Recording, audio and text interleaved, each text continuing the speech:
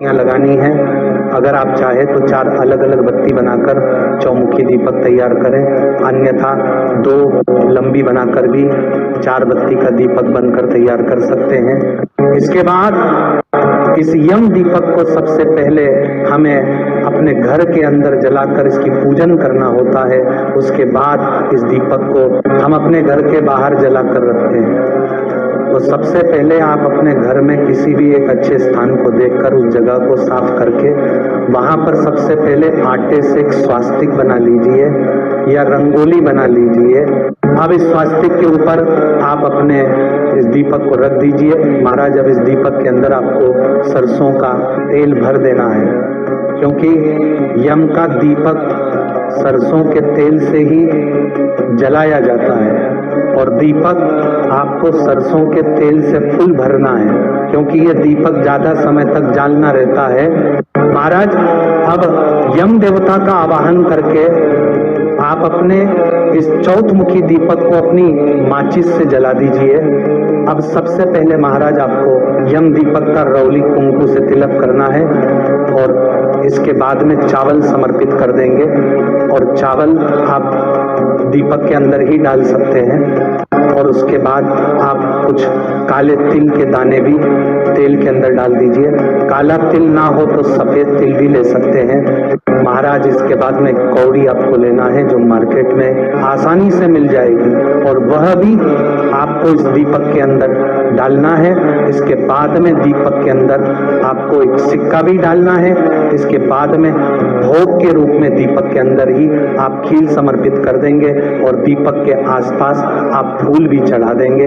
अब आपके घर में जितने भी सदस्य हैं, जब सभी लोग घर के अंदर आ जाएं, तभी आपको इस दीपक को जलाना है और पूजन की तैयारी करना है।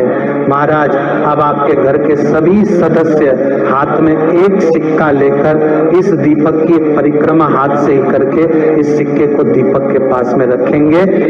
यह कार्य घर के हर एक सदस्य को अपने नाम से एक एक सिक्का लेकर जरूर करना है और बाद में इन सिक्कों को आप इस्तेमाल ना करें, आप इनको कहीं दान कर दें, क्योंकि इस पूजा में इस्तेमाल की गई कोई भी सामग्री अपने घर में नहीं रखी जाती है।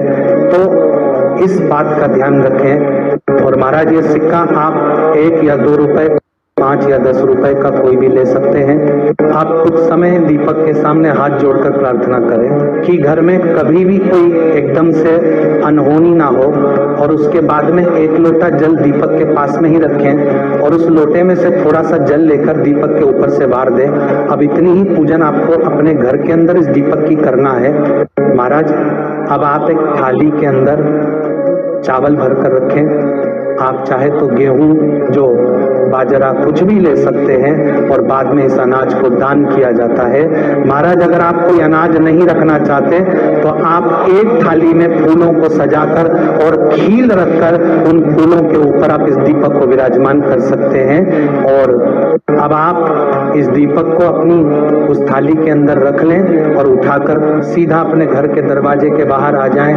महाराज, अब इस दीपक को जलाया कहाँ पर जाता है वह भी सुन लीजिए। इस यम दीपक को अपने घर के दरवाजे के बाहर जलाया जाता है। इस दीपक को घर के अंदर भूल से भी नहीं जलाया जाता है।